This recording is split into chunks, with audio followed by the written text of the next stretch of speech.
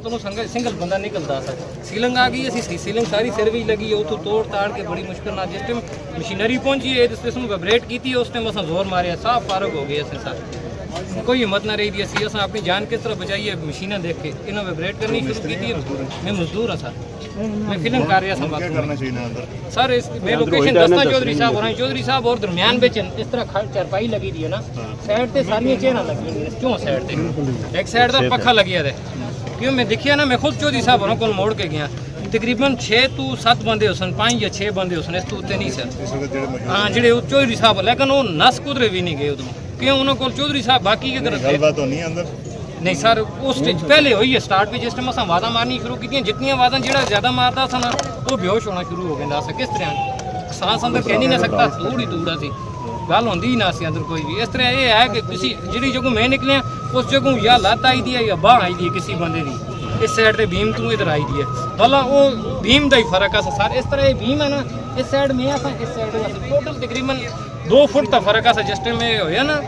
तले गई है ना 2 फुट का बीच फर्क है उस पर भीम ही आके लगी उस चौधरी साहब से इधर में हो गया सर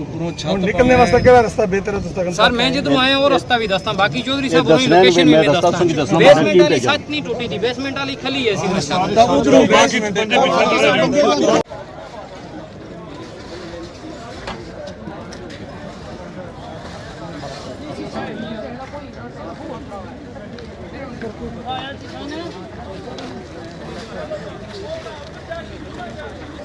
क्या होया भाई